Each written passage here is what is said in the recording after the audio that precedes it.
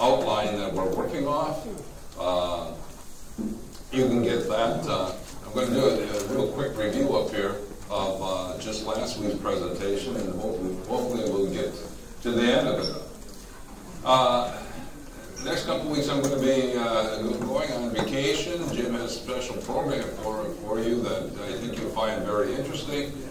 When I come back, it'll be Lent, and we're going to be starting a special course. It'll be one that you can invite.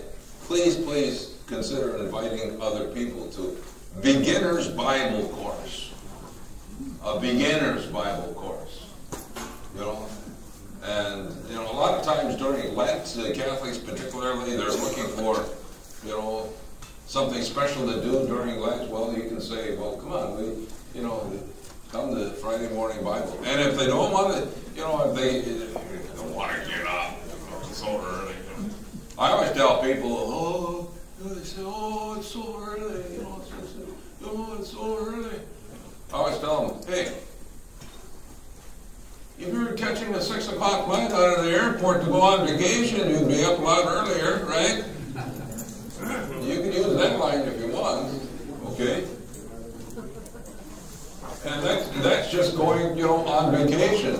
This might be preparing you for eternal life, right? So please, and particularly in 2 weeks, we'll start that Beginner's Bible Course.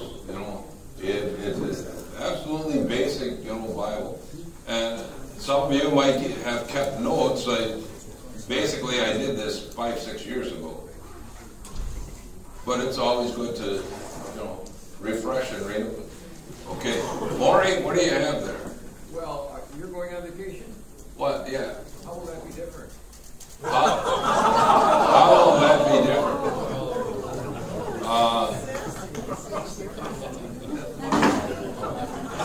It'll be warmer for you. Okay, Jim, you have this going? You sure? Okay. So, comment out there too.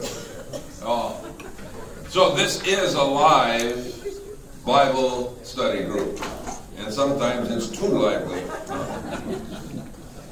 So the last 2 weeks we've been looking at the history of English Bible translations, and just last week I put up from the earliest beginning translations from the Protestant side and Catholic side, but I introduced a little something different. I indicated that there were some secular things going on in this history that did have an impact on why there was an explosion of new translations in the 16th century. And today I hope to give you the background why there was an explosion of new translations in the late 19th century and early 20th century, and then in the latter part of the 20th century, revisions of translations. Okay? And again, there were secular things going on, particularly in Western Europe and in the history of the world that had an impact on, for instance, 3 great calamities between 1317 and 1414, the Avignon papacy, folk moved from Rome to Avignon, France, the Black Plague, the Black Death, in the midpoint of the 14th century, huge impact. And then the Great Western Schism, as the Catholic Church calls it, when you had multiple popes in Rome, in Avignon, in Pisa. And so there was, this had an influence on undermining the sense of authority of the church, which arguably was kind of, the church was able to keep some controls anyhow on certain despotic leaders and kings and so on. The advent of the Gutenberg press in 1450 had a huge influence. I'm going to put something else up here that I didn't put up last week, and it was more of a philosophical shift. As not just churchmen, clergy people, but as laymen began to be educated in the various growth of the universities in Western Europe, and there was an explosion in the 13th, 14th, early 15th century of universities, as laymen became educated and stayed as laymen and didn't go on to become clergy, then that was going to have an influence. And when, particularly because of the Black Plague, when huge sections of population were dying out, and dying out very quickly because of the plague, and poorly educated clergy replaced the clergy that were educated, then more laymen who were educated began thinking for themselves. And as we enter into an era when the outward appearances of the church, Roman Catholic Church anyhow, Christian, became destabilized because of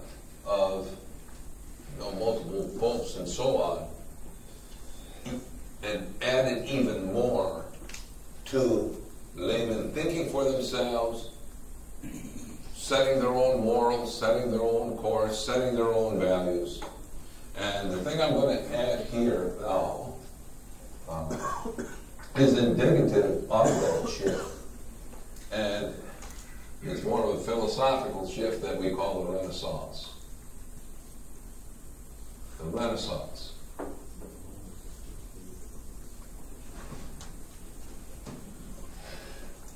The Renaissance. People adopting as a philosophy for their life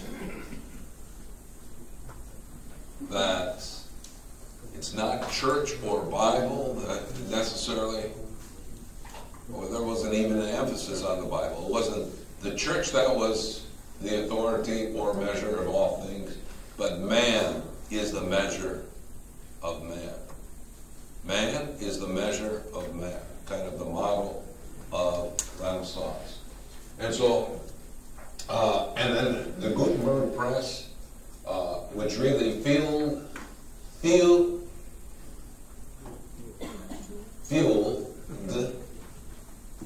the fires of the Protestant Reformation, because people, and not just clergy people or politicians, but anyone could put out, if they had money to pay for it, their thoughts in pamphlet form and fire up. During this time period, very quickly in Europe, there was a quick rise in literacy rate amongst population of people. Common people were able to read with the proliferation of materials coming from off these presses and so on. So that contributed also. Now, when I went through Wycliffe's English Bible, one of the first ones, Tyndale. Now, please, you keep in mind, we identify the beginning of the Protestant Reformation with Martin Luther nailing the 95 Theses to the door of University of Wittenberg, right? That was like the beginning act, anyhow. But I want you to realize, with Wycliffe, there was John Huss in Bohemia. He didn't write a Bible, but forged a kind of a movement protesting against the Catholic Church. And I talked about Tyndale then. Tyndale actually, when he started Bible translation, he went over to Germany and he talked with Martin Luther. He asked Martin Luther, what sources are you using, and so on. And one of the main sources that Martin Luther was using, especially for the New Testament, was something that this Catholic scholar, Erasmus from Rotterdam, who in the early 1500s did his own translation from Latin sources, non-Vulgate, into Greek. And he had kind of like a parallel Bible. And a lot of the reformers for the New Testament used Erasmus's parallel Greek version to do their own translations. Now, Tyndale's Bible was significant in England. Of course, he was captured, tried, convicted, burned at the stake, all that, you know. And then his Bible was like finished by Thomas Matthews. But Thomas Matthews was the pen name of one of his helpers. The second complete English Bible then is called the Matthews Bible. Matthews completed the Old Testament in 1533 or 1535. I have Matthew's Bible here. He was with Coverdale.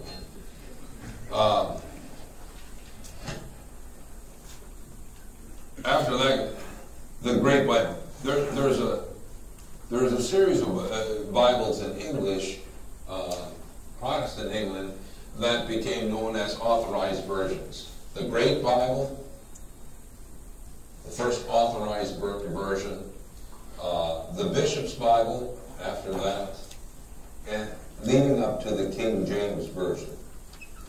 These three known as the authorized version because they were recognized by King and by most of the bishops. We point out that the Catholic Reams, which was the Old Testament, 1582, in English, and then Dewey, New Testament, 1609, the Dewey Reams, Catholic English Bible, using some of the same sources, but being translated from the Latin Vulgate of St. Jerome Bible, was completed even before the King James Version.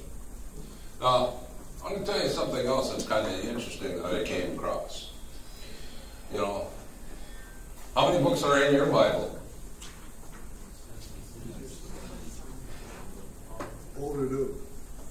Okay, how many books are in your Bible? So if you have a Catholic Bible, you'll have 73 books. Okay? If you have a Protestant Bible, you'll have 66 books. If you have a Protestant Bible that says with the Apocrypha, then you'll have 72 or 73 books. These Bibles, even the Dewey Reams Bible, had 80 books. The original King James Version with the Apocrypha had 80 books. The Great Bible had 80 books. 80. So besides the 7 apocryphal books,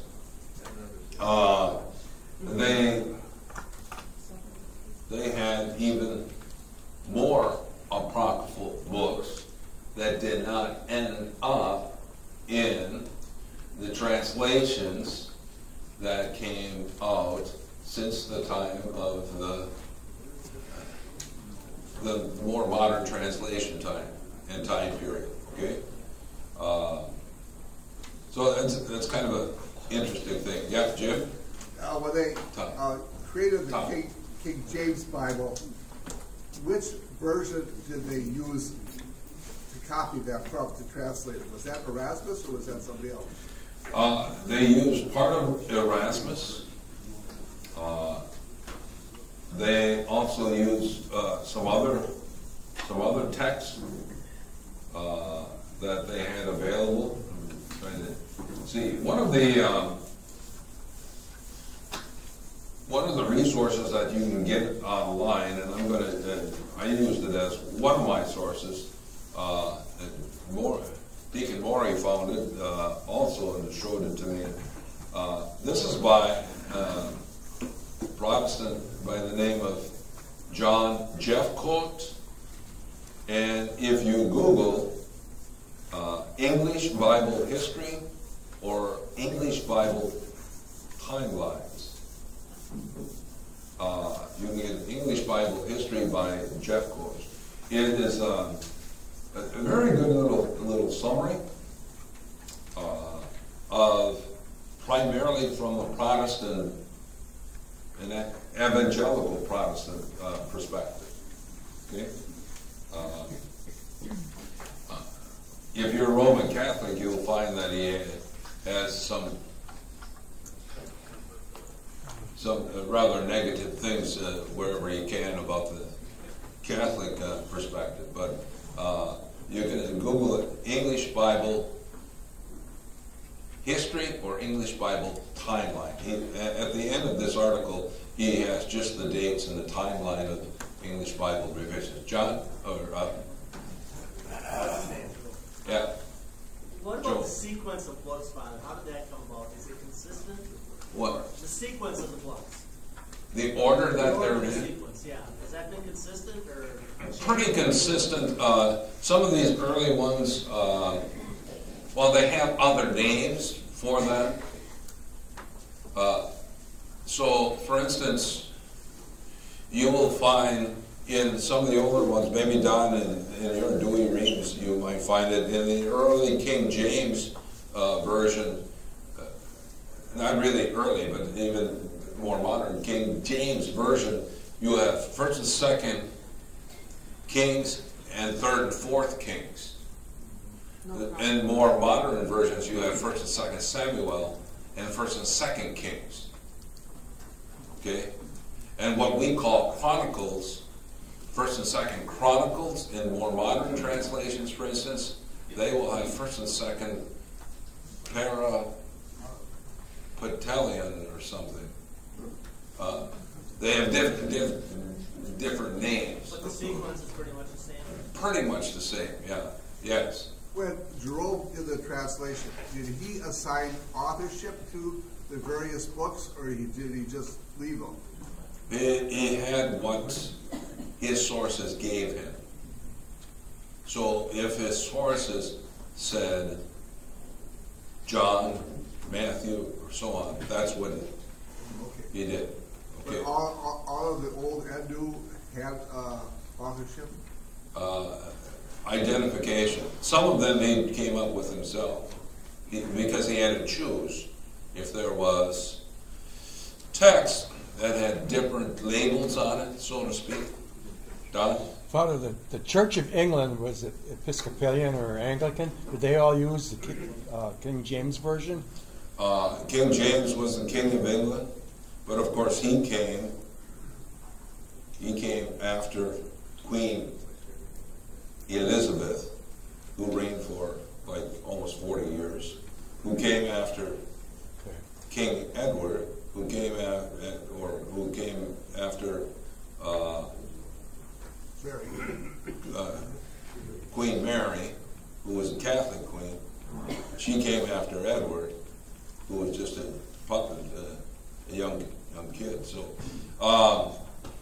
that's the line from King Henry VIII. But it was out of King Henry VIII that he established the Church of England. Okay, Mike. In the 80-book Bible, what books were there that we don't have in our Bible? I don't have them all down, but they're like we have just Ezra. Well, they have 2nd and 3rd and 4th Ezra, for instance. They have the book of Enoch. the book of Manasseh.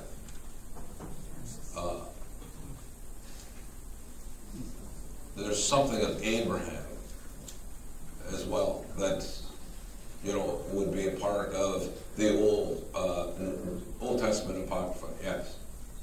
Mike, one more. On what basis were those excluded from our current Bibles?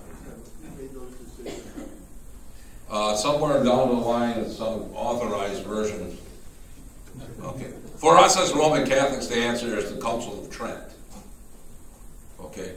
Dick? Last week, I think you mentioned that at some point chapters were introduced. Yes. I don't remember when. The chapters? Yes, when, as opposed to straight narration. Bishop Stephen Langdon. What? Bishop Stephen Langdon introduced chapter separations of the Old Testament in the early 1200s.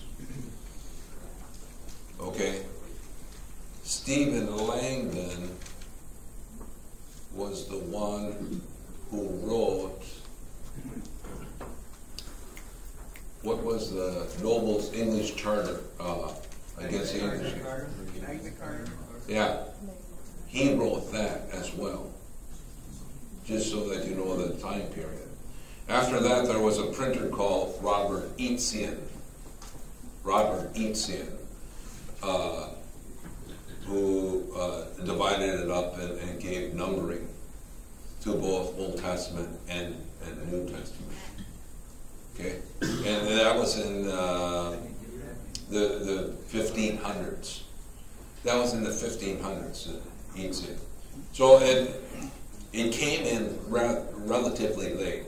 Faye? Yeah, actually, I know that you like to read into history. Have you ever actually looked to see what is in that 95 thesis? Have I ever looked To see what's in the 95 what's really in the 95 Theses? Yes, I have. Huh? Well, I don't want to get into that now, but you know, basically out of 95 Theses, 44 of the points of argumentation that he wanted to take up, 44 of the points had to deal with penance, salvation, purgatory, praying for the dead, and particularly collecting money in order to help them get out of purgatory. Okay? And there was, Luther didn't write, Luther had help writing them with Melanchthon, Philip Melanchthon, and particularly later on it was Melanchthon helping to fashion the Augsburg Confessions that formed like the rule for the Protestant religion. Now, you're getting me all off track here, and I'm not going to be able to finish what I want to get to. So let me finish what I want to get to here. And the next developments, on the outline, particularly on the Catholic side, you see the Scholander revision.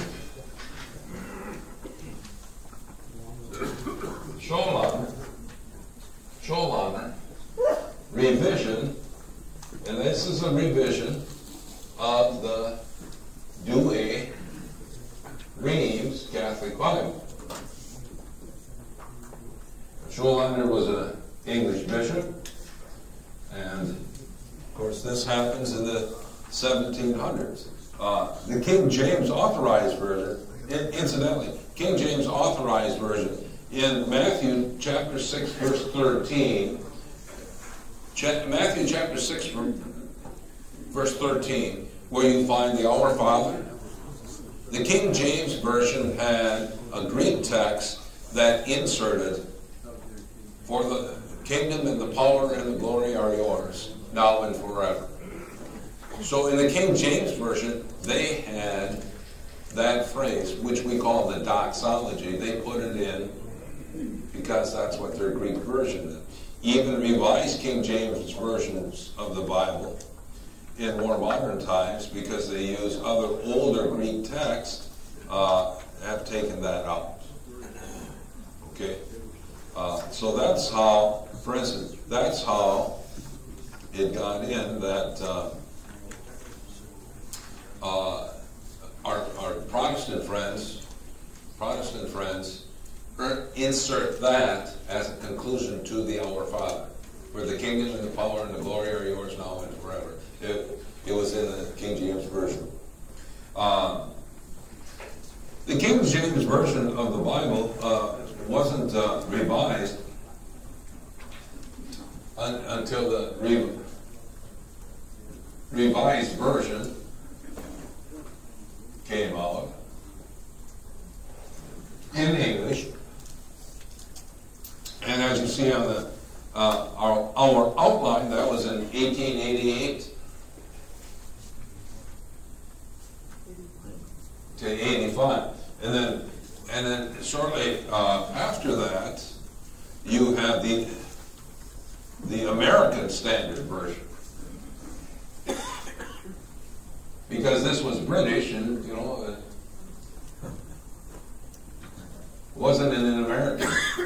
So American Standard Version. Shortly after, huh? And the date you have there? 1901.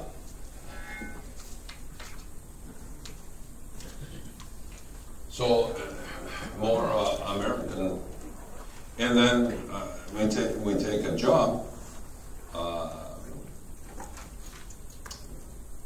the Protestant side. We take a jump to the New American or the Revised Standard Version.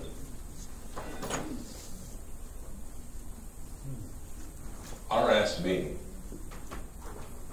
ASV, RV, okay, Revised Standard Version. On the Catholic side, the Scholander revision stayed until you get the Confraternity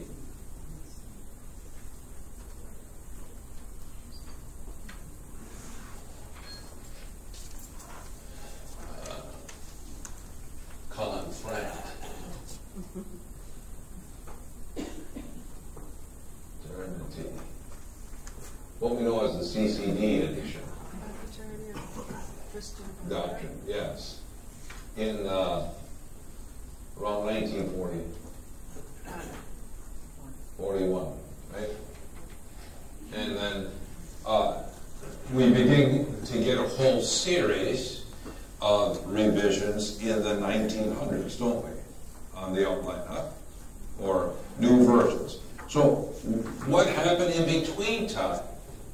What happened, for instance, from the late 1600s going into up to the 1800s?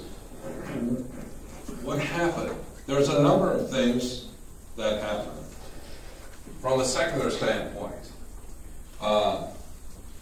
Late 1400s, early 1500s was the age of exploration.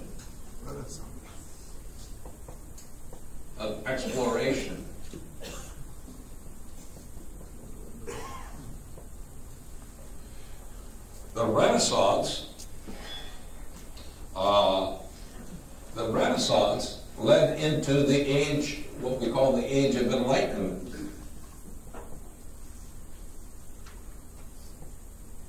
The Age of Enlightenment led into the Age of Reason. Okay? The Age of Reason led into the focus on humanism. The focus on humanism threw off basically all human institutions. Now, what happened very quickly in the 16 and early 1700s, what happened very quickly is in Europe, because the Catholics and the Protestants were fighting with one another and so on, the educated laymen got sick of all of that and said, we don't put our stock in anything. any religion any longer. We're going to use our own reason and so on.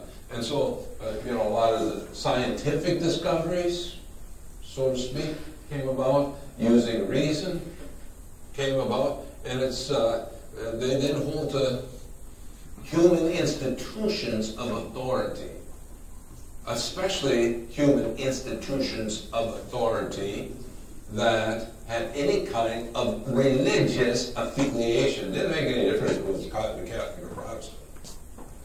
So these are writers, primarily philosophical writers in literature, literary works, and so on, and not just writing books with philosophical ideas and how things should be run in economics and sociology, anthropology, and how people are to relate with one another, but also pamphlets that were distributed.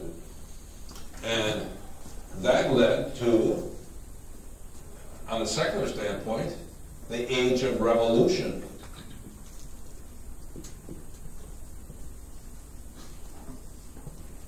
Okay, you get the French Revolution,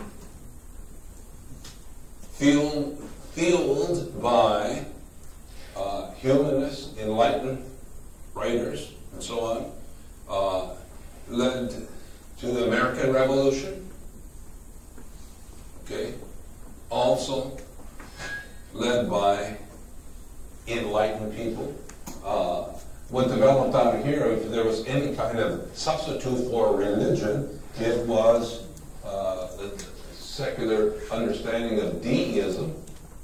Most of our founding fathers of the American Revolution were deists. They believed in him, God in heaven, and that was about it.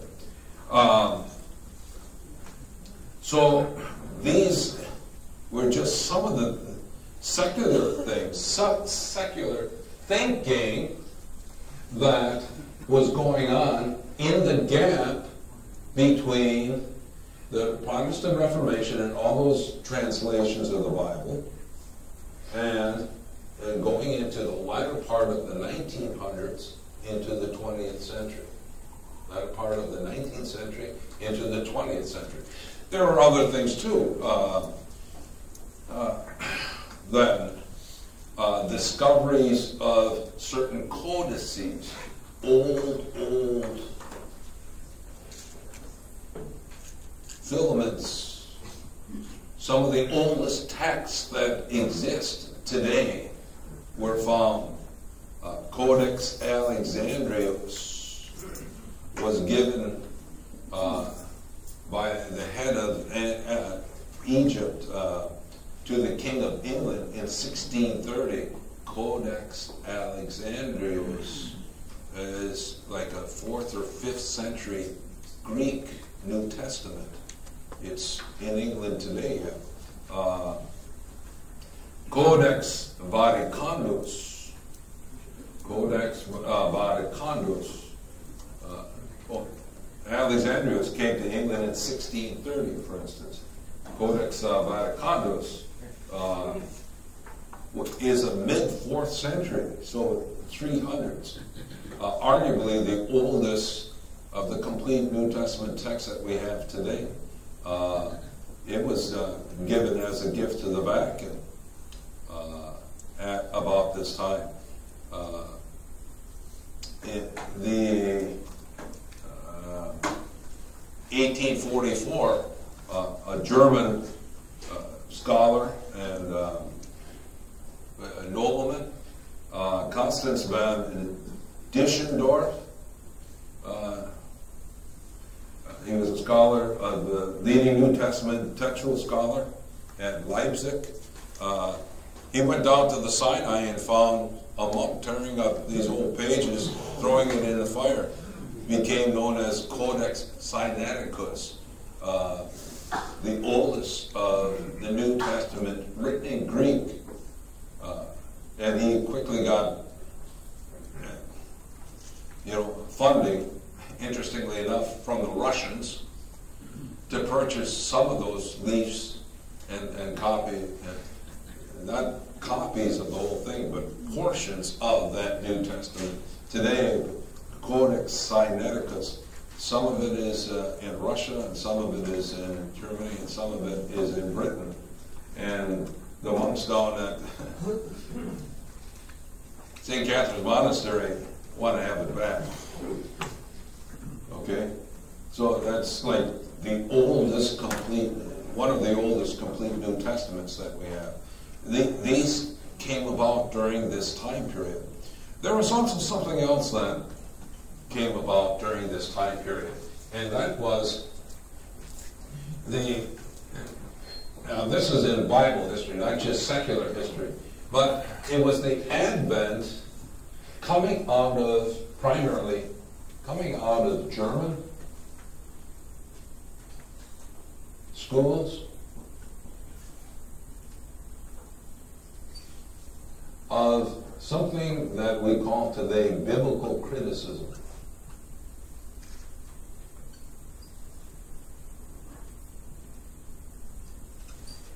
Now, biblical criticism,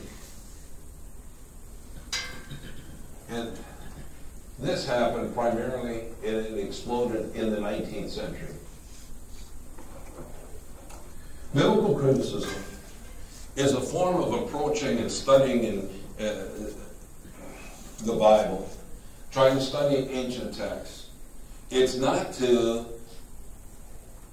invalidate it, but rather to analyze it. Criticism means to analyze. Okay?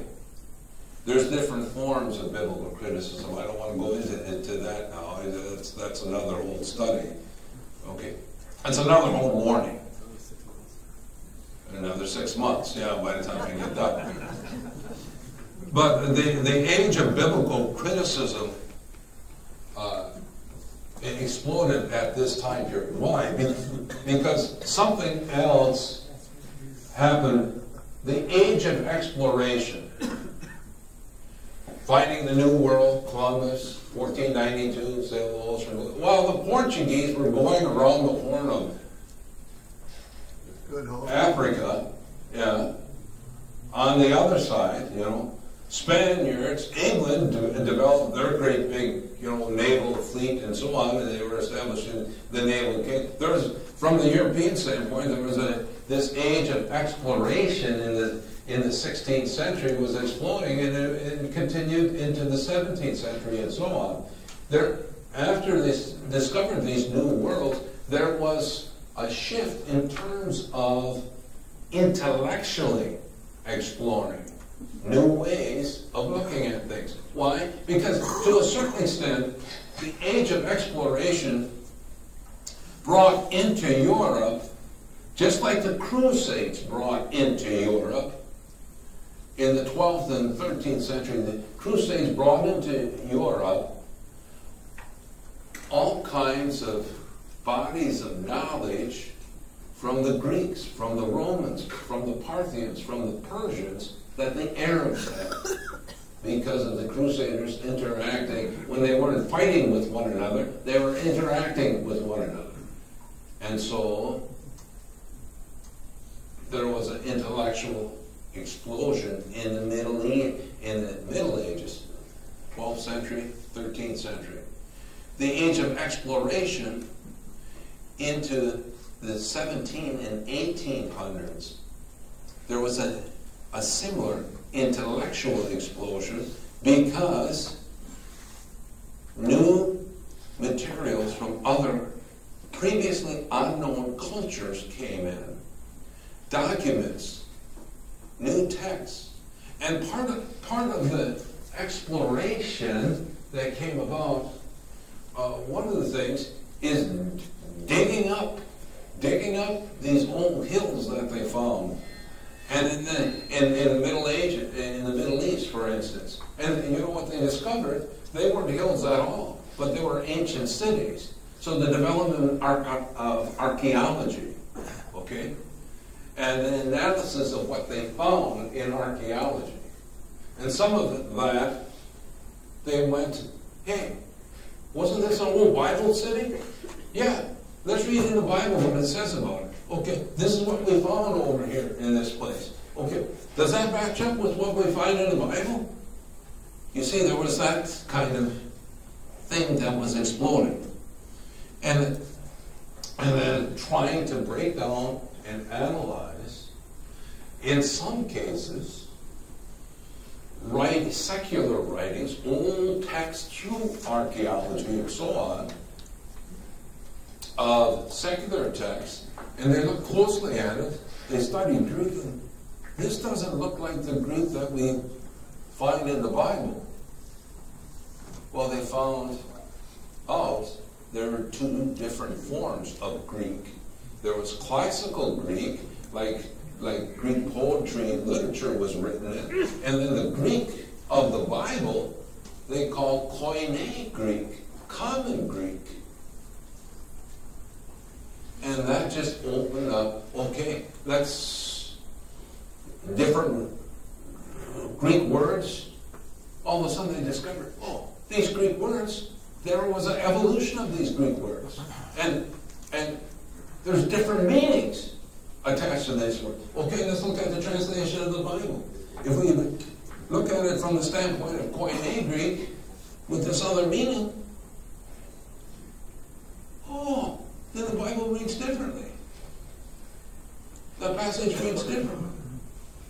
So that spurs even a greater analysis, criticism. There were German intellectual schools that developed the earliest form. Actually, you want to know who was the first one to do this? Yes. Huh? The first began to form what we call, he might be called the father of biblical criticism. He died in 1701. His name was Richard Simon. Too bad the Baker man isn't here this morning. Deacon Rick Simon, we have locally. Yeah.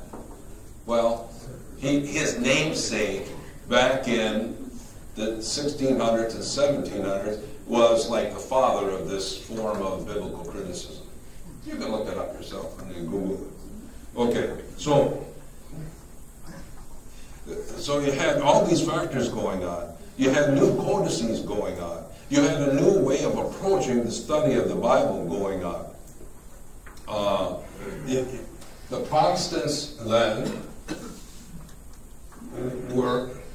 began to develop these new translations in English ahead of Catholics, because Catholics needed, of course, papal approval. Huh?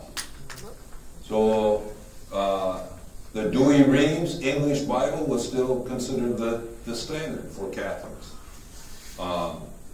Now, there were some things that came out that began a shift in that.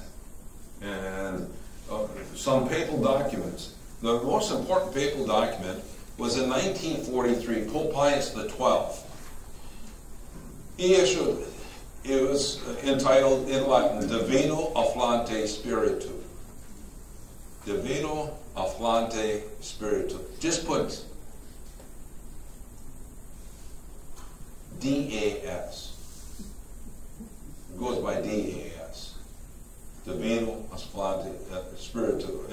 And with that document, he talked about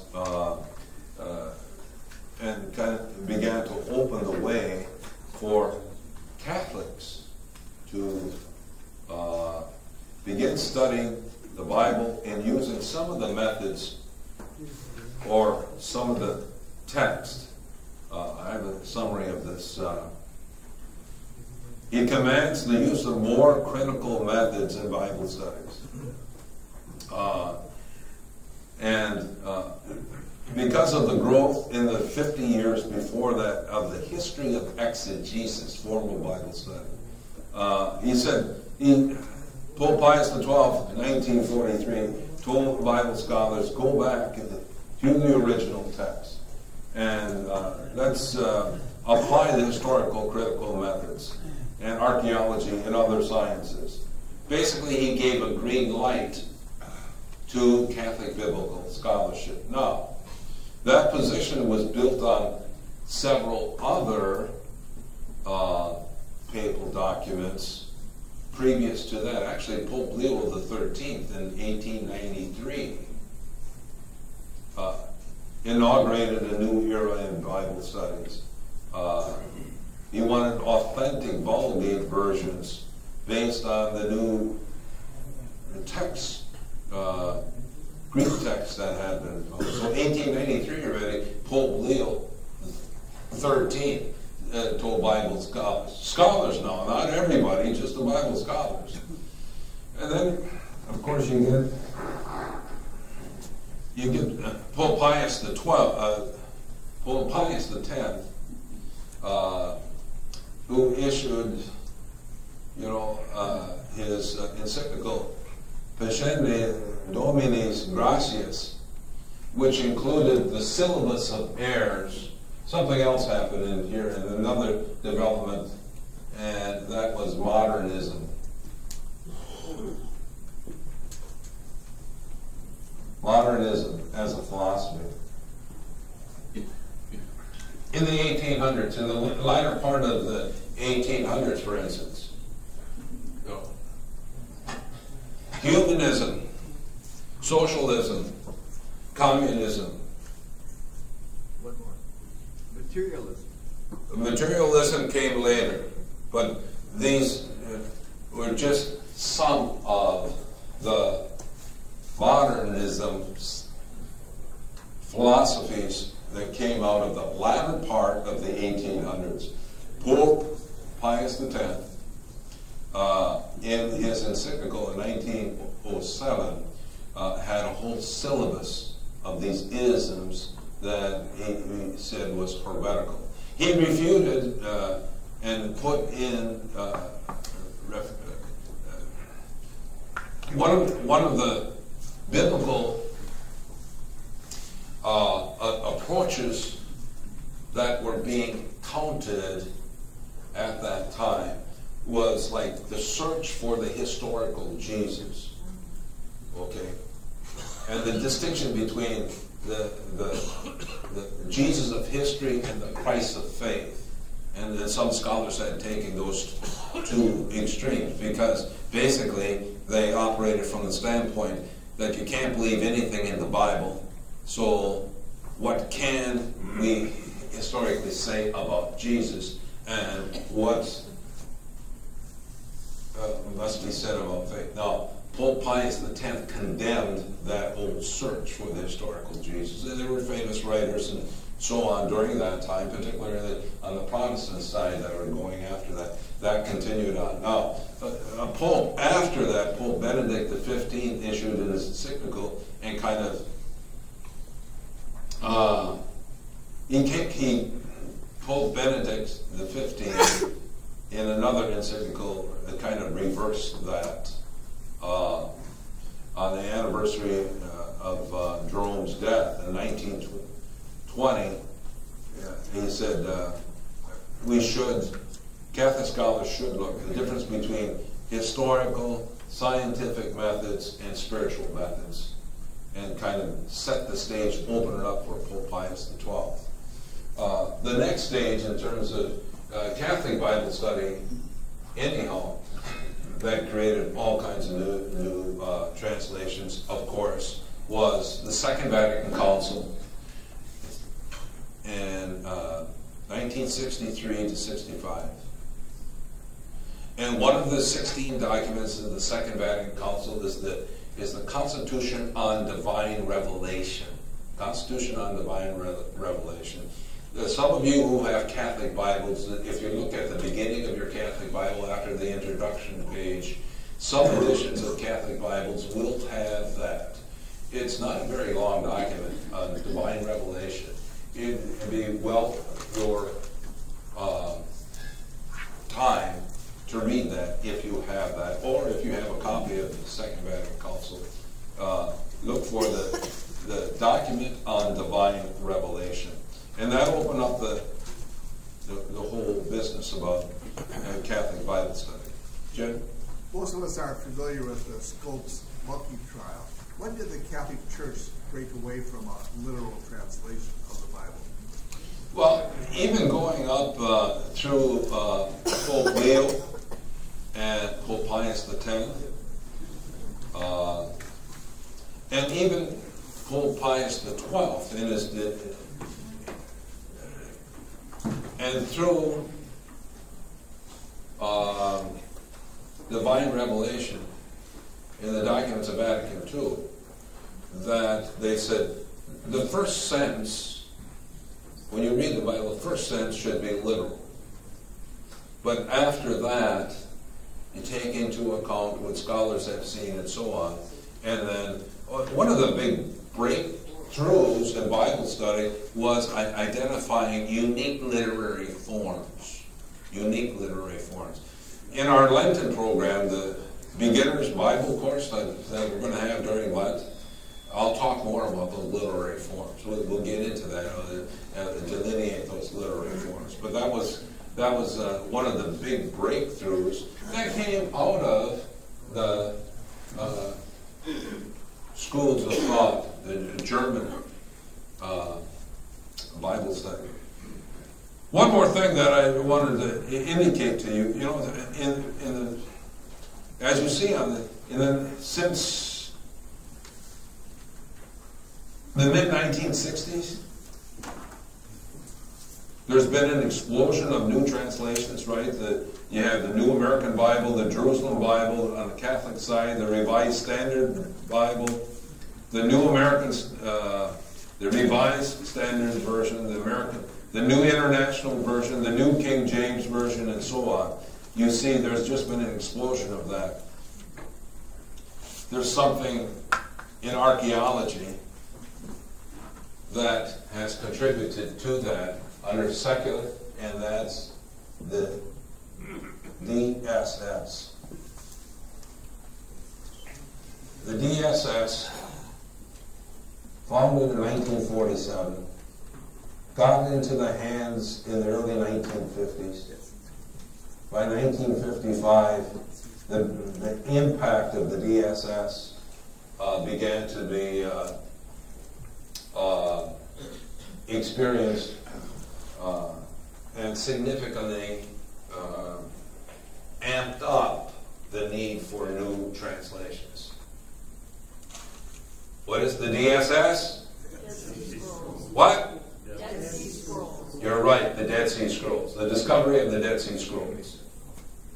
So the Dead Sea Scrolls are the oldest existing copies of most of the books of the Old Testament that we have. And they date, some of the Dead Sea Scrolls date from 150 BC to about just before 100 AD. The problem is, with most of the Dead Sea Scrolls, they're in little itsy bitsy pieces. Little itsy bitsy pieces. So, just figure, think of it, if you had a 2,000 piece puzzle that represented one book of the Bible. Now, multiply that by at least 100 different texts of the Bible. And that these texts, these 2,000 pieces each, like a puzzle, and someone threw it up in the air and messed it all up and threw pieces over there and pieces over there and pieces over there, and they're all mixed up together, and some pieces are missing, and so on. So since 1955, these scholars have been trying to piece them all back together. Okay. Now, they do have some complete scrolls on the other hand, and one of the great valuable pieces of scrolls that are part of the Dead Sea Scrolls was the complete book of the prophet Isaiah, all 66 chapters, although they're not in chapters and verses, they're all, in line, and the scroll is like 26 feet long. And if you go to the Shrine of the Book at the Israeli Museum in Jerusalem today, and they have a facsimile of that scroll in a very beautiful mosaic. So the Dead Sea Scrolls, the first translation of the Bible, modern translation of the Bible, based on the Dead Sea Scrolls, was printed in French in 1959, and that is the Jerusalem Bible, Catholic translation of the Bible. And the Jerusalem Bible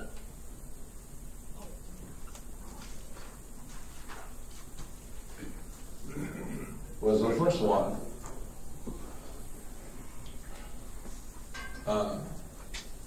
and the English version of the Jerusalem Bible was printed in 1966, but it originally came out in 1959 in French. Why did it come out in French?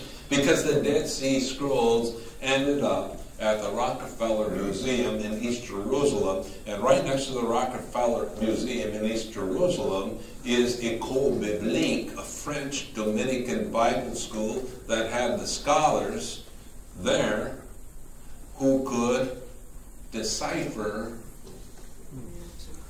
all those pieces, decipher what they saw on those pieces of scrolls and so on, and were able to do translation right away. One of the first things that they did, looking at all those pieces, was develop a Dead Sea Scroll lexicon. And a lexicon is a listing of words that they saw in Hebrew, and to decipher whether or not they have new meanings from what was understood as Hebrew words, and the changes from what has been understood as text and so on. And so that helped and contributed the Jerusalem Bible. And in mid-1980s, there's a revised New Jerusalem Bible with new commentary and new footnotes and so on, further studies. The upshot of this is we have different eras out of which came new translations of the Bible. Those eras kind of marked by the Reformation, things that happened historically in a secular history sense that impacted the intellectual institutions, particularly in Europe and so on, which spurred on then the need to relook and re-examine the translations of the Bible and the different texts, older texts, older manuscripts that were given, and did they in fact give new understanding to the words in Hebrew and in Greek, consequently revising the translations, the need to revise translations of the Bible.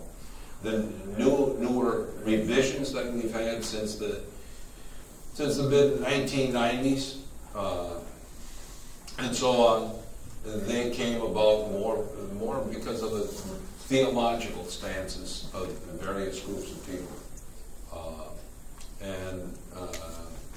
Unless in the future some brand new, previously unknown texts come about, we will probably still, because Bible scholarship continues, there's an ongoing understanding of words and the use of words and so on, meanings of words even from ancient times, and our understanding in the different idioms that we use in English. Different in America from Britain, different than Scotland or Australia. And so the newer translations some of them are more idiomatic. In other words, they're put into language that everyday people are using rather than word for word kind of translations. Tom, you have one last question? Well, the lectionary is still from the 1970 New American Bible, is that correct? It has never changed. That hasn't changed yet. Yet. Thank you very much for coming, everyone. 2 weeks new Beginner's Bible course. Invite some people. Hey, Father, quick question. The discovery in Egypt, what was that called, of the Gnostic Gospels? That's called the Nag Hammadi.